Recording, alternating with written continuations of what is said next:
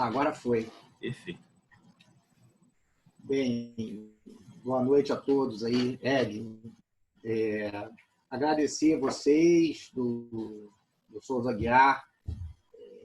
Quem não é do Rio de Janeiro, de fato, deve escutar falar muito do Souza Aguiar, mas todos nós otorrinos do Rio de Janeiro temos uma história com o Souza Aguiar, que é um serviço de fato muito importante. Então, a nível do município do Rio de Janeiro e certamente a nível do Estado, né? Quantas vezes eu ligo para o Edio e peço a ele, Edio, pô, tenta resolver isso para mim e assim, de fato, uma honra participar aí desse curso. A gente está se adaptando a essa coisa do curso online, né? Talvez a gente mais velho não tenha se adaptado tanto a isso. Então, eu vou... As histórias que a gente tem, inclusive, eu tenho duas histórias emblemáticas com corpo estranho digestivo, com manifestação respiratória, né? Uma história de uma criança com uma bateria, que engoliu uma bateria, uma criança que acabou evoluindo para uma lesão importante de esôfago cervical, de área pós-cricoide, e criança essa que evoluiu com o esôfago, ele normalizou, mas essa criança evoluiu com paralisia bilateral de prega vocal. A gente esperou 2 anos, achando que essa corda vocal fosse voltar, e ela não voltou. E a gente teve que fazer uma laringoplastia com enxerto de costela, uma criança que, felizmente, conseguiu decanalizar, mas aquilo, uma criança que entra num pronto-socorro, num hospital, e simplesmente dizem para o pai, isso é uma moeda, a gente vai tirar essa moeda e amanhã seu filho está em casa. E essa criança ficou muito tempo internada. Então, é uma história emblemática. Tem uma outra história que eu tenho, uma criancinha também num churrasco que engoliu um coração inteiro, que comprimiu a árvore respiratória e quase morreu. Então, mas o meu tema hoje são os corpos estranhos traqueobrônquicos. Na verdade, a gente vai chamar de laringotraqueobrônquicos, né? O que a gente tem feito, o que a gente tem aprendido? Falar um pouquinho sobre a experiência dos 2 serviços que eu faço parte. Eu sou otorrino de formação, fiz residência de otorrino na Universidade Federal do Rio de Janeiro, depois complementei as minhas outras 2 especialidades. Então, trabalho lá na Cabeça e Pescoço de Bom Sucesso, e é um serviço que a gente tem honra de dizer que também é um serviço de endoscopia peroral, porque a endoscopia peroral, a antiga broncoesofagolaringologia, ela foi trazida ao Rio de Janeiro. Uma das pessoas que trouxe a broncoesôfago foi o Dr. Flávio Aprigliano, que faleceu há quase 100 anos, e ele teve o prazer de conhecer o Chevalier Jackson. Então, nós somos da escola do Chevalier Jackson, né? A escola de Bom Sucesso e a escola do Fernandes Figueira. Bem, então, quando se fala de corpo estranho, respectivamente de criança, tá, pessoal? Porque as crianças são as mais acometidas no corpo estranho, respiratório. E ainda é uma causa importante de morbidade e mortalidade. E é muito interessante, quando você vai estudar um pouco sobre corpo estranho, basicamente você lê os capítulos dos livros, antigos ou não, esse tema ele é abordado junto com o esôfago num capítulo chamado Corpos Estranhos Aerodigestivos, que é uma coisa que o otorrino faz. Então, a gente está muito à vontade para falar de corpo estranho. Então, num livro do Paul Flint, relativamente novo, existe uma estatística ainda de basicamente 1.000 óbitos por ano. E, como o Ed falou, está aumentando. Talvez a gente não tenha essa estatística, mas ainda é um acidente que preocupa muito. E por que a gente chama corpo estranho respiratório de desafio diagnóstico? Por razões simples. As apresentações elas são muito diferentes. Você pode estar diante de um paciente como essezinho aqui, que aspirou uma taxinha, que tinha uma tosse episódica, mas você também, que a gente tirou lá no Fernandes Figueira, mas você pode também estar diante de uma criança totalmente asfixiada, que muitas vezes é o bombeiro que salva, é o socorrista que salva. Então, atenção a isso, é a ideia inicial da aula. Ah, não está sentindo nada. Pode ser corpo estranho? Pode sim. Ah, tem uma tosse episódica, uma tosse esporádica, pode ser corpo estranho? Pode ser. Então, a gama de diagnóstico diferencial dos corpos estranhos traqueobrôncicos é muito grande. E se é acidente, né, a gente chama corpo estranho respiratório, corpo estranho digestivo de acidente. Se é acidente, a prevenção é, de fato, a intervenção mais importante. Então, eu imagino que o nosso chat aí esteja repleto de residentes, de pediatras, de, eventualmente, de intensivistas, não só de otorrino. Então, é importante que se diga isso. É fundamental a prevenção. Na verdade, a sociedade, tanto civil quanto médica, há muitos anos briga para cada vez mais garantir a saúde da criança, né? Por exemplo, em 2010, na Academia Americana de Pediatria, uma declaração exerceu uma pressão imensa sobre o FDA, onde obrigava o FDA a ter rótulos específicos em alimentos com os riscos de asfixia, né? Então, existe uma pressão muito grande para que, de fato, se reduzam esses riscos de acidente. Mas os índices, eles permanecem ainda, infelizmente, altos. Percebam a estatística que o Ed mostrou. Ninguém tem essa estatística, provavelmente, a nível de Brasil, de corpo estranho, de moeda. Não tem. Não tem. A gente tirava muita moeda em bom sucesso, anestesia geral, e agora as moedas não chegam a gente, porque o endoscopista digestivo, tanto no Figueira quanto no Hospital Federal de Bom Sucesso, eles tiram, né? Mas eu fiz muita esofagoscopia para tirar corpo estranho. E a gente ainda faz as esofagoscopias dos corpos estranhos que, eventualmente, não saem na endoscopia digestiva. Um pouquinho de história. Quer dizer, o Gustavo Killian, em 1897, foi o primeiro a demonstrar a capacidade terapêutica da broncoscopia, quando ele tira um fragmento ósseo de porco do pulmão num paciente, de um homem. Mas antes disso, em 1854, esse autor, Sam Gross, ele estuda o perfil epidemiológico de corpos estranhos, e 5 anos antes do Killian, esse autor, ele propõe que era muito mais perigoso fazer uma broncotomia do que se observar o paciente com corpo estranho. Então, isso foi abordado até no nosso grupo de otorrinopediatria, o Dr. Roberto Meireles falou isso. Será que vamos voltar à fase pré-Killian? Será que a gente vai voltar a ter corpos estranhos retirados por toracotomia, por cervicotomia? Não se justifica isso. Eu acho que a gente, enquanto otorrino, a gente tem que passar esses ensinamentos para frente, e a gente espera muito, e até com essa aula existam pessoas cada vez mais animadas para engajar na endoscopia peroral. Eu falando com o Edio antes da aula, batendo um papo com ele, falei, pô, Edio, o corpo estranho é uma coisa que a gente gosta muito. Quando aparece lá no Figueira, é uma briga. Lá em Bom Sucesso, eu até passo para os colegas, mas quando aparece em Bom Sucesso, o couro come, porque a Mariana, que é uma staff nossa, que é minha irmã, a Fátima, que é uma staff nossa, fica todo mundo brigando. Então, tem fila.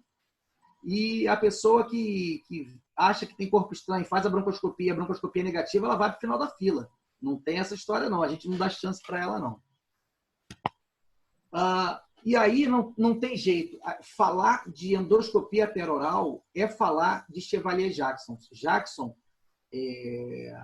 a gente tinha um enfermeiro lá em Bom Sucesso, Luiz, que ele falava, doutor Paulo, essa pinça aqui é a pinça de Jackson. Ele falava com uma vontade. E o doutor Flávio realmente teve com o Jackson e seguiu os ensinamentos. O Jackson, eu tenho o livro dele, um livro bem antigo, que eu herdei do meu pai. Ele, na verdade, foi o cara que modificou a endoscopia peroral, a antiga broncoesofagolaringologia, porque foi ele que trouxe os ensinamentos técnicos de material, de técnica. E, por incrível que pareça, ele foi o cara que disse, ó, corpo estranho, tanto de pulmão quanto de esôfago, a gente tira pela boca. Nossa, em 2020, a gente está achando um absurdo o cara ter falado isso. Não, esses caras, eles são muito importantes. Eles foram muito importantes. A gente respeita muito a história da medicina. Eu gosto sempre de botar a história nas minhas aulas. Em 14 de dezembro de 1917, ele na Associação Médica da Filadélfia, ele faz essa conferência importante, né? E de 70 para cá, a gente está falando de 50 anos, a introdução das óticas de Hopkins mudou. E percebam que ele também tirava corpo estranho. Os corpos estranhos eram tirados com anestesia local, né? Então, na década de 70 para cá, a introdução das óticas de Hopkins mudou muito. Você magnifica a imagem. O Ed mostrou lá uma imagem de uma microcirurgia de laringe, uma imagem de uma cirurgia otológica. É outro departamento. Então, hoje, a gente tem que parabenizar esses caras do passado e a gente só imita eles. Bem, epidemiologicamente, por que quando se fala de corpo estranho, se fala de criança? Porque as crianças são as maiores vítimas de corpo estranho aerodigestivo, né? No caso da minha aula, de corpo estranho traqueobrônquio. E por quê? Né? Primeiro, existe um pico entre 9 e 24 meses. Né? Lembrar que a criança ela tem a fase da oralização. Essa fase dura 2 anos e pouco. A criança não tem a dentição completa. Existe, de fato, o menor controle da deglutição, a elevação da laringe, o fechamento glótico, digamos assim, é menos... Tem essa alteração da deglutição, né? E lembrar que a criança não consegue diferenciar, muitas vezes, o que é comestível do que não é comestível, né? E muitas dessas crianças que aspiram corpo estranho, na verdade, estão comendo e brincando ao mesmo tempo, e tem umas que exploram o desconhecido. É muito comum você ter uma criança de 1 ano e meio que aspirou um corpo estranho que estava brincando com uma outra de 5, e a de 5 estava tomando conta dela, né? Nesse Brasil aí. Então, a gente ainda tem uma estatística relativamente alta que incomoda de morte dessas crianças, por incrível que pareça, após a hospitalização. E o que se aspira? Né? A natureza do material aspirado é variável de fato. Se você for em literatura, o que a gente vê é o corpo estranho. Mais comum é o amendoim. É, de fato, o amendoim. Em alguns lugares do Oriente, você tem semente de melancia, semente de girassol. A gente aqui no Rio de Janeiro, isso é variável. Tem tudo que você possa imaginar. Mas a gente ainda vê amendoim, sim. E aqui vai uma observação de uma diferença básica do corpo estranho orgânico e inorgânico. Infelizmente, o corpo estranho inorgânico ele é minoria. Uma estatística mundial aí tem 5 a 10, 9 a 10% de corpo estranho inorgânico. O corpo estranho inorgânico é aquele que fica no pulmão e vai causando estrago sem que o pediatra, sem que o cuidador, sem que o pai veja. Diferente do corpo estranho orgânico. O corpo estranho orgânico ele tem 2 naturezas. Por exemplo, você tem o corpo estranho, que é uma semente crua. Essa semente crua ela vai absorver a água da árvore respiratória, vai edemaciar, vai obstruir e vai virar emergência respiratória. O Ed mostrou a emergência. Eu sempre procuro saber antes o que é o corpo estranho. E se é semente, a gente urgencia mais ainda. Se é um parafuso, por exemplo, que está há 2 anos, não faz diferença tirar hoje ou tirar amanhã. Mas se é um caroço de feijão, faz. Então, lembrar disso. O corpo estranho que tem casca, que é cozido, ele também irrita a mucosa traqueobrônquica e ele vai granular, ele vai edemaciar, ele vai irritar e ele também vai obstruir. Aqui é um fragmento do Figueira, nesse último feriado de Corpus Christi, na quinta-feira, que a gente tirou também. A criança que estava muito desconfortável. É um amendoim. Tá? E aqui o filme do amendoim. Criança, uma broncoscopia sob anestesia geral. Esse corpo estranho, na verdade, vocês vão ver, ele estava na traqueia e ocupando o bronco principal direito também. Então, percebam, essa criança, quando ela inspirava, o corpo estranho basculava para dentro, e quando ela expirava... Então, como é que você vai dizer que isso não é uma emergência respiratória? Como é que vocês imaginam que essa criança se encontra clinicamente? Obviamente, essa criança está obstruída. Vou mostrar o filmezinho dela um pouquinho mais adiante. Bem, didaticamente, como é que você divide as fases clínicas de um corpo estranho respiratório? Essa divisão é uma divisão meramente didática, mas ela ajuda muito. Existe a fase invasiva, existe a fase assintomática e a fase das complicações. Bem, a fase invasiva é uma fase que ela é uma fase de asfixia, normalmente de sensação de asfixia e uma sensação de morte iminente. Não só pelo tamanho do corpo estranho, tá? Mas como um reflexo da laringe. A laringe é um órgão que tem uma inervação vagal importante, faz um reflexo importante, e muitas das vezes o corpo estranho passou pela glote, subglote ali, e vai ter aquele reflexo vagal de sensação de asfixia. Bem, essa fase invasiva ela é presenciada? Não. Na maioria das vezes, não. Na maioria das vezes, não. Essa criança está brincando e você não tem acesso a isso, muito menos a mãe, muito menos o pai, muito menos o cuidador. Tá? E lembrar, por conta disso, existe um percentual aí de quase 70% que só vai procurar atendimento depois de uma semana. Isso, obviamente, vai fazer toda a diferença no prognóstico dessa criança. Bem, esse exemplo aqui é o exemplo que a gente está vendo. Essa criança, obviamente, ela ficou na fase invasiva. Ela aspirou uma carretilhazinha, material plástico. Essa criança, na verdade, a gente imagina lá de Bom Sucesso que ela estava asfixiada totalmente. O bombeiro fez uma manobra de Heimlich nela, que eu vou mostrar rapidamente mais adiante. E depois que fez a manobra de Heimlich, ele conseguiu tossir e chegar em Bom Sucesso. Quando ele chegou em Bom Sucesso, ele estava muito rouco, obstruído, e aqui é uma imagem onde mostra que tinha uma passagem muito pequena e a subglote da criança. Então, essa criança é uma criança que ela não teve fase assintomática, nem fase de complicação. A fase dela foi só invasiva. E aí a gente teve que tirar, e felizmente ocorreu tudo bem, a criança evoluiu muito bem, sem sequela. A fase invasiva, pessoal, ela é seguida pela fase assintomática, que a gente chama de fase perigosa. Por que é uma fase perigosa? E lembrar que a fase assintomática ela acontece muito no corpo estranho inorgânico. Tá? A fase assintomática com semente, com milho, com amendoim, difícil. Eu não creio muito nisso, não. Tá? A fase assintomática é mais comum no corpo estranho plástico, por exemplo. É uma fase que a gente chama de perigosa porque a criança pode ficar assintomática. Né? E a investigação, nesse caso, ela acaba sendo interrompida. Seguida da fase, a fase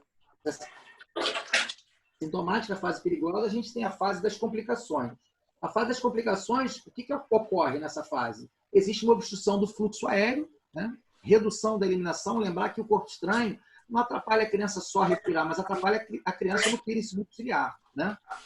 Aquilo ali vira um meio de cultura, pneumonia e bronquiectasia, como essa tomografia aqui. Essa criança tinha uma história de tosse crônica e a gente descobriu um fragmento de plástico, uma bolinha plástica no lobo inferior esquerdo e virou isso daí. Percebam a destruição do lobo inferior esquerdo dessa criança.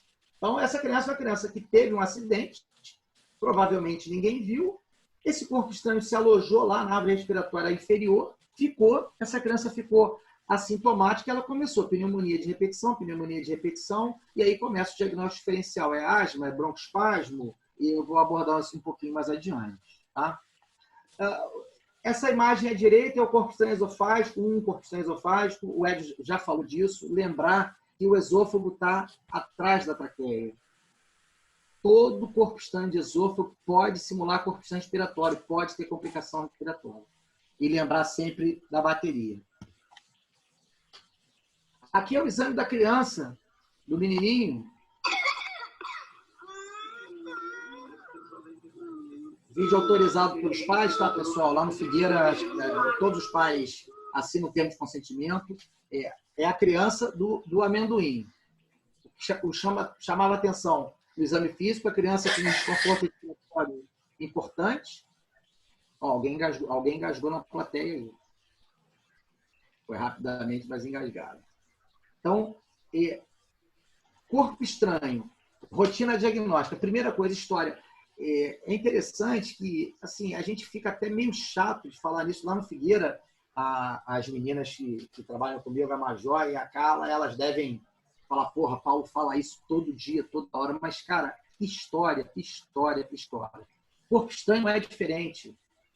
A gente tem que pensar primeiro na possibilidade dele, ao invés de querer tomografar a criança. Então, é uma outra mensagem que fica. Vamos primeiro com a história do doente, né? Então, o primeiro passo, de fato, é pensar no corpo estranho. Para, a partir do momento que você pensa nele, você vai dirigir sua anamnese e você vai orientar os exames necessários. E os exames necessários, na maioria das vezes, são raio-x simples.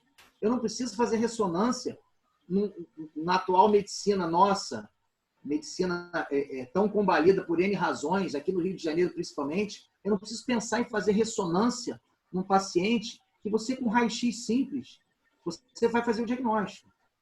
A gente tem que reaprender a ver radiografia.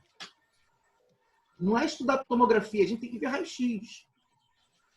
E aí vale uma lembrança, nem sempre a gente tem o acidente da asfixia. Ou porque você de fato não tem, porque ninguém presenciou, ou porque a criança é maior e você vai pressionar a criança, e a gente também não faz isso, eu não pressiono nem antes nem depois, ficar brigando com mãe, a gente orienta. A criança, por medo de ser reprimida, ela vai negar, tá? Valorizar sempre, gente, sempre. Tosse crônica. Existem várias doenças que cursam por tosse crônica, mas tosse crônica e pneumonia, botem no hall diagnóstico de vocês o corpo estranho. Bem, e o exame físico? Quer dizer, a gente colheu a história dessa família, né, às vezes com a criança, quando a criança informa, ou com os cuidadores, ou com o pediatra. Você agora vai fazer um exame físico nessa criança, né? Lembrar que até agora não existe exame de imagem. Nós conversamos com o pediatra, conversamos com o paciente, conversamos com o cuidador, nós vamos examinar essa criança. O exame físico ele é totalmente variável. Você pode ter uma criança absolutamente assintomática, mas você também pode ter uma criança cianótica, com desconforto respiratório. Essa tríade aqui, tosse, sibilo e redução do murmúrio, ela acontece em aproximadamente 50% a 60% dos pacientes. Mas a estatística internacional mostra que pelo menos 95% das crianças tem pelo menos um desses sintomas. Então, a ausculta é fundamental. Tem murmúrio ou não tem? Tem sibilo? Não tem. O sibilo é localizado? Então, a ausculta pulmonar é fundamental e comparar os dois pulmões. Essa criança esperou um alfinete. O exame dela era pobre, do ponto de vista de exame físico. Tá? E aí nós vamos seguir, e aí fica uma outra mensagem da aula. Vamos estudar radiografia. Você, com anamnese, um bom exame físico, um bom exame radiológico, que o radiologista vai te ajudar ou não, na maioria das vezes sim, você vai matar o diagnóstico e você vai encaminhar essa criança para broncoscopia e você vai errar menos. Então, o radiologista ele tem um papel fundamental, porque confirma o clássico. O que é clássico? O Ed mostrou lá. Se todo corpo estranho fosse radiopaco, ia ser uma maravilha. Mas não. Menos de 15% dos corpos estranhos, na própria estatística nossa, são radiopacos. Então, você tem que estar atento para os sinais não clássicos. E os achados radiológicos, eles estão intimamente associados à presença do corpo estranho, o quanto ele obstruiu, o quanto ele obstrui, aonde ele está, e, acima de tudo, quanto tempo eu tenho do meu acidente para a minha radiografia. Tá? Então, isso é fundamental, conversar com o pai. Isso foi quando? Tem um dia, tem 2 dias ou tem 2 meses? Isso faz toda a diferença. Falar rapidamente, né? Eu estou frisando a importância do raio-x, os mecanismos radiológicos importantes. Existem 3 mecanismos básicos de corpo estranho respiratório. De válvula. Válvula duplo sentido, o que é isso? É um corpo estranho pequeno, na traqueia, por exemplo, onde o ar entra e sai sem dificuldade. Essa radiografia vai ser próxima do normal. Existe o mecanismo de válvula sem passagem, que é um corpo estranho, por exemplo, uma semente que obstrui o brônquio principal esquerdo, por exemplo, o ar não entra nem sai. Essa criança vai ter atelectasia. E existe, como nesse raio-x aqui, o mecanismo de válvula unidirecional. E aí a gente pode dizer a vocês que medicina,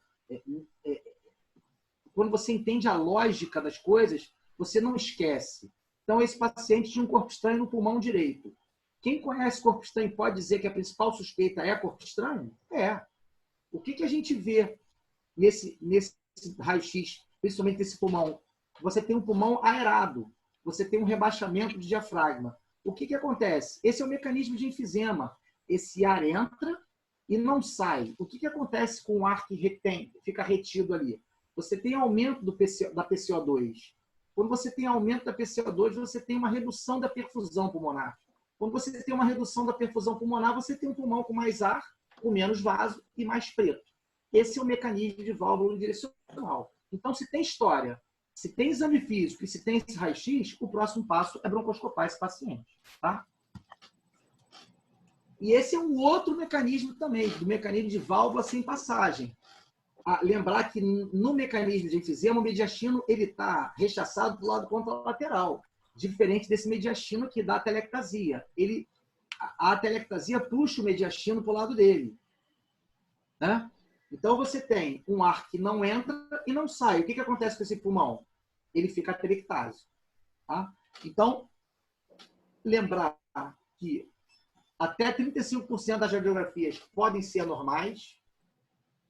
Lembrar também do seguinte, se você suspeita de corpo estranho, antes de você pedir a radiografia, pessoal, você chama o técnico e fala, amigo, faz na criança colaborativa, obviamente, faz um exame em inspiração e expiração forçada. Você vai aumentar a chance de fazer diagnóstico. Ou na criança que não é colaborativa, você pede ao técnico, faz um exame em decúbito. Decúbito lateral direito, decúbito lateral esquerdo. Tá? E compara os dois lados. Lógico, assim, a radiografia ela tem uma sensibilidade, uma especificidade menor do que a broncoscopia. Felizmente, né? Aí a gente pode fazer mais, quem gosta de fazer broncoscopia, pode fazer mais broncoscopia. Tomografia e ressonância são exames de exceção, tá? Mas são exames que ressonância muito menos, mas tomografia, a gente recebe muito paciente com a tomografia. Ah, não, Paulo não gosta de ver tomografia. Não, não é isso. Se você já tem a tomografia, você vai ver, obviamente. Mas se você não tem e julga não ser necessário, eu não peço. Eu não peço. A não ser que você tenha uma suspeita muito grande, como essa criancinha minha aqui. Aspirou um fragmentozinho de uma cartilagemzinha de codorna, a mãe relata isso, amassou uma codorninha para a criança comer, engasgou, raio-x normal, vamos tomografar. Quando tomografou, tinha esse corpo estranho no bronco principal esquerdo. E tomografia de tórax é fundamental para ver as complicações. Para ver estenose brônquica, para ver as bronquiectasias, para ver um pulmão que eventualmente vai para a pneumectomia, como eu vou mostrar mais adiante. Esse é um outro corpo estranho, uma lâmpadazinha. Quer dizer, esse está mais fácil. Esse é o corpo estranho radiopaco. Né? Então, ele aparece. Se ele aparece, é muito mais fácil fazer diagnóstico. Bem, e aí a gente vai entrando cada vez mais na discussão propriamente dita da aula, né? Na parte mais, digamos assim, mais invasiva da coisa. Né? E a broncoscopia reflexiva? Então, lembrar, pessoal, a gente já fez anamnese, já fez exame físico, já fez exame radiológico. Você pode lançar a mão da broncoscopia flexível para fazer diagnóstico do corpo estranho? E por que não fazer a broncoscopia rígida? Aí eu trouxe esse caso aqui. Esse caso foi um caso aqui da quarentena, um garotinho de 5 anos que, brincando com a mãe em casa, engoliu essa bolinha laranja, né, que tinha mais ou menos 1 centímetro e pouco. Foi ao pediatra, o pediatra pediu o raio-x, e o raio-x, a radiologista me ligou, a doutora me ligou e falou: Paulo, tem um corpo estranho no lobo inferior direito, eu tenho certeza. Eu fui examinar essa criança absolutamente assintomática. Mas aí a gente tem que lembrar o seguinte: tem história, o corpo estranho sumiu, e tem uma imagem radiológica, você não pode nunca, em hipótese nenhuma, não fazer a broncoscopia. Mas eu achei por bem, conversei com os colegas, falei: sabe o que mais? Eu vou fazer uma broncoscopia flexível, porque esse corpo estranho pode ter ido para a periferia. Ou esse corpo estranho pode, de fato, não existir. Porque eu fiquei cismado, achei a criança muito assintomática. E aí, se você tem formação para fazer broncoscopia flexível, se você tem material para isso, desde que você esteja acompanhado do seu material de broncoscopia rígida, para tirar esse corpo estranho, para extrair esse corpo estranho se ele estiver presente, eu não vejo o menor problema. Então, o que a gente fez? A minha anestesista, a Tereza, passou uma máscara laringe e a gente foi procurar esse corpo estranho com o broncoscópio flexível pediátrico. As cordas vocais, anestesia geral, a cricoide, a traqueia. E aí eu falei: eu vou procurar esse corpo estranho no bronco-lobo superior, no bronco-lobo inferior. E aí a gente foi passeando pela árvore respiratória. Vai no bronco do lobo médio frente, vai nos segmentos basais. Aqui eu estou dentro do bronco. Nenhum sinal de corpo estranho. Vou seguir para o bronco do lobo superior, nos 3 subsegmentos. Voltei um pouquinho à direita para melhorar a imagem, para olhar a imagem. E vamos procurar a esquerda. Entrei à esquerda para ver o segmento superior do inferior, a pirâmide basal do lobo inferior esquerdo, e vou olhar a língula e o bronco do lobo superior. Então, não tinha sinal direto nem indireto desse corpo estranho. Bem, acordamos a criança, falei com a mãe: olha, não tem corpo estranho nenhum, deve estar na via digestiva, mas eu percebi que nem a pediatra e a mãe ficaram um pouco desconfortáveis com essa coisa. Não que não desconfiassem, mas ficaram aflitas. E a criança foi para casa, mas a pediatra falou: Paulo, eu quero tomografar essa criança. Fez uma tomografia e aquilo ali, na verdade, era um nódulo calcificado e o corpo estranho saiu pela via digestiva normalmente. Então, você também precisa ter alternativas, muitas das vezes, que sejam menos traumáticas para o paciente. Quer dizer, eu poderia ter ido direto na broncoscopia rígida? Poderia. Mas, às vezes, eu não veria tão bem a periferia como eu vi. Então, você lança a mão, muitas vezes, da broncoscopia flexível quando você não está convicto de que o corpo estranho está lá. Bem, e aí, agora nós vamos fazer, de fato, o diagnóstico do corpo estranho. A broncoscopia é o exame que sela o diagnóstico. E ela é terapêutica. Tá? E aqui fica mais uma mensagem da aula. Você tem que fazer broncoscopia, mesmo que o raio-x seja normal, quando tem uma suspeita clínica, ou quando você não tem suspeita clínica, mas a suspeita radiológica é grande. Então, é mandatório você fazer broncoscopia nesse contexto. Aguardar sempre o jejum é emergência. É emergência, mas você tem que aguardar o jejum. E aí, uma frase aqui do Chevalier Jackson. Não tem jeito. Quando se fala de endoscopia peroral, se fala de Jackson. ele dizia, demore 1 hora escolhendo o material a ser utilizado para permanecer 1 minuto dentro do paciente, para que não ocorra o contrário. Então, quem trabalha lá no Figueira, quem trabalha em Bom Sucesso, sabe que a gente tem uma neurose muito grande com isso, de separar 2, 3 broncoscópios diferentes, separar laringoscópio, separar várias pinças, como a gente tem a imagem aqui dessas pinças. Lógico, você vai escolher a pinça de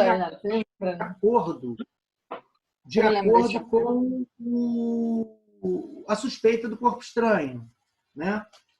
Então, existe a pinça do amendoim, existe a pinça do parafuso. As pinças, elas são diferentes, mas o ideal é que você tenha tudo à mão.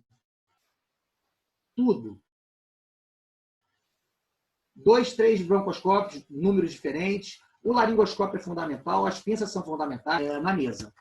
E aí é importante ter uma réplica do corpo estranho. Nem sempre isso é possível, mas essa criança especificamente, que aspirou esse chaveirinho aí, essa torre Eiffelzinha de metal, que foi extraído lá em Bom Sucesso pela doutora Júlia Lodge, a mãe trouxe uma réplica e a equipe discutiu, achou um corpo estranho grande. Então, o que a gente combinou? Tem que ter na mesa o material de laringoscopia direta, um bom laringoscópio, uma boa pinça, porque esse corpo estranho ele pode obstruir a subglote. Isso pode acontecer. E, dito e feito, vou mostrar o vídeo daqui a pouco. Sempre me perguntam isso, corpo estranho, intervir ou não intervir? Sempre. Não existe isso, não, deixa lá, vamos aguardar, vamos esperar. Não, sempre intervir. Anestesia geral, sempre anestesia geral, lógico. Eu já fiz corpo estranho de adulto com anestesia local. É possível? É possível. Mas criança, anestesia geral. Broncoscopia rígida, bem, aí eu vou falar dos grupos que eu pertenço. Broncoscopia rígida. Por quê? A explicação, inclusive no último web internacional, no último ou no penúltimo, teve uma enquete sobre isso, broncoscopia rígida, um colega da Suíça mostrou uma aula de corpo estranho, e broncoscopia rígida, broncoscopia flexível, e assim a plateia botou, se eu não me engano, 93% a 94% de broncoscopia rígida. A gente faz com broncoscopia rígida. Por quê? O broncoscópio rígido ele é um tubo de metal. Você ventila a criança pelo broncoscópio rígido, você anestesia com inalatório por ali, você passa a ótica por ali, e você, acima de tudo, mantém a via aérea da criança por ali. E anestesia geral também existe uma discussão imensa sobre isso. Como é que você induz? Que tipo de ventilação você usa? Como é que você mantém a anestesia? Isso é uma discussão danada, mas assim, endoscopista, perorasista, principalmente se você está lidando com criança, você não é ninguém se você não tem um bom anestesista. Então, nós, em Bom Sucesso, no Figueira, nós temos excelentes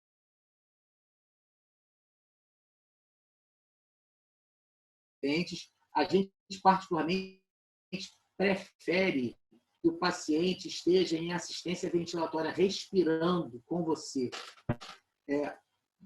Alguns vão dizer, mas a criança vai desaturar mais. Não, o bom anestesista não deixa a criança desaturar.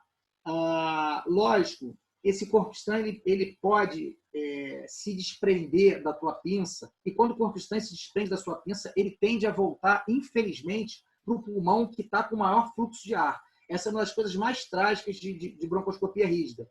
Você puxa o corpo estranho do pulmão direito, por exemplo, o corpo estranho sai da sua pinça e ele volta para o pulmão contralateral.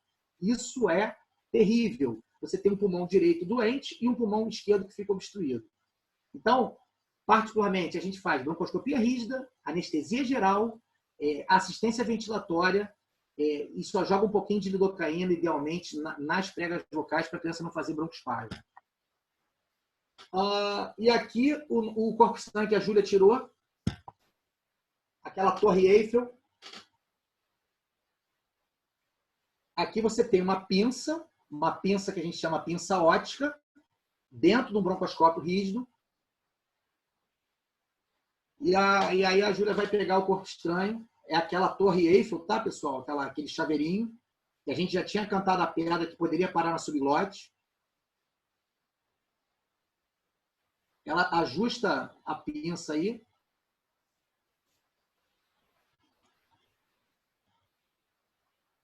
E vai puxar o corpo estranho da árvore brônquica direita.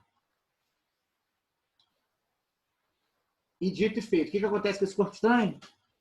Esse corpo estranho, ele obstrui a subglote. E aí a criança passa a ventilar mal. Quando ela passa a ventilar mal, por isso que você tem que ter, inclusive, preferencialmente, material de traqueostomia na sala, se você eventualmente precisar fazer uma traqueostomia de urgência. Esse corpo estranho a gente conseguiu tirar por laringoscopia direta, pegou uma pinça mais forte e tirou, e a criança evoluiu bem, ficou um pouco rouca no pós-operatório, mas evoluiu super bem. Então, quais são as dicas práticas da broncoscopia rígida?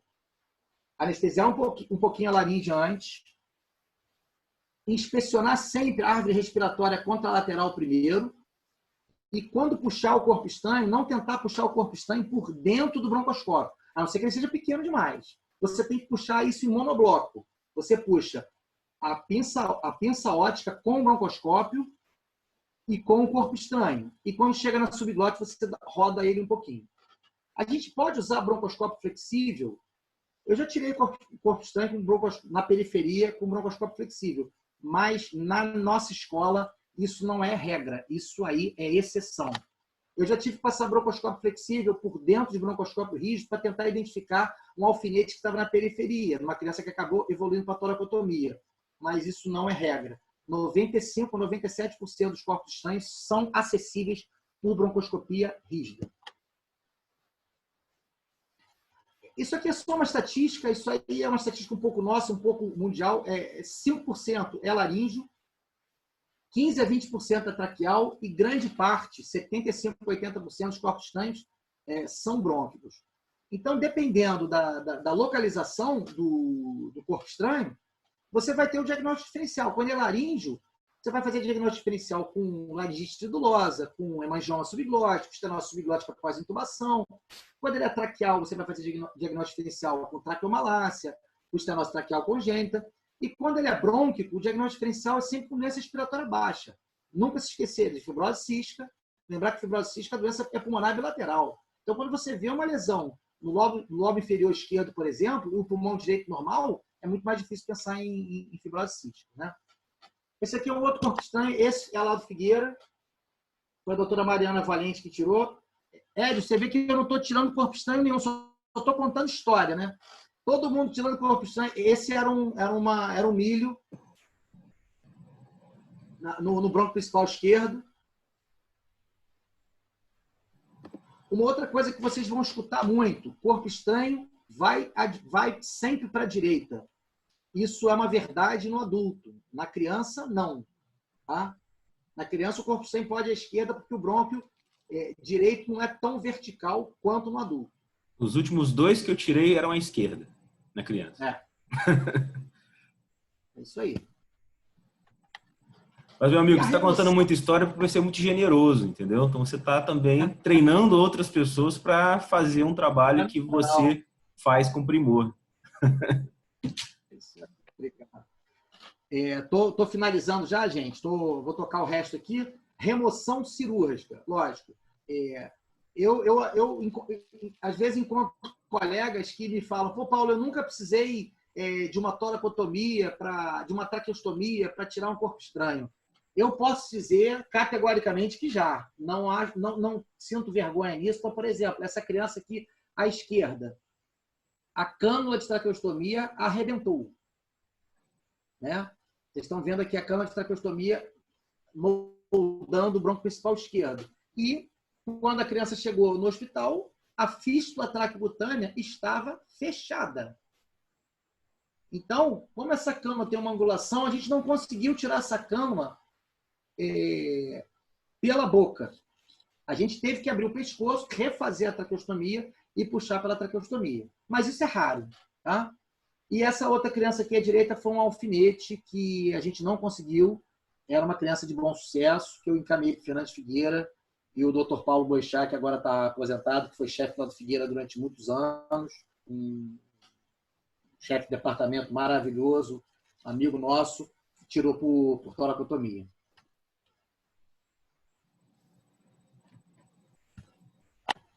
Bem, eu falei no início da aula sobre a manobra de Heimlich, né, que aquele bombeiro fez e salvou aquela criança. O que é a manobra de Heimlich? É uma atitude que você pode ter, você médico, você cuidador, você bombeiro, quer dizer, não é uma particularidade médica, obviamente, mas é uma manobra que você aproveita o fole pulmonar, quer dizer, você coloca o paciente na sua frente e você faz uma pressão brusca, tóraco-abdominal, de maneira que esse ar que vem do pulmão expele esse corpo estranho. Aqui vai uma observação interessante, que eu uso muito isso. O paciente que está tossindo, ele não está asfixiado totalmente. Ele tem passagem. O paciente que está sem tossir, engasgado, pode fazer Heimlich nele. O Heimlich em criança, a literatura é muito divergente, mas a criança, quando é muito pequena, você coloca a criança no seu antebraço e vai golpear as costas da criança, e quanto maior é a criança, mais ela se aproxima do Heimlich do adulto. Tá?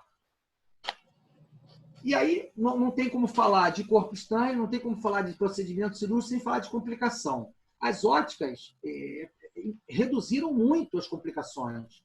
Quando se fala de complicação, a gente fala das complicações inerentes ao corpo estranho, a asfixia, a telectasia, pneumotórax, pneumomediastino, as complicações da sua remoção. Lembrar que se você não está familiarizado, não é vergonha nenhuma, chame quem faça, chame quem está habituado a fazer, porque não dá para ser curioso com corpo estranho de pulmão de criança, não tem como, não tem como, tá?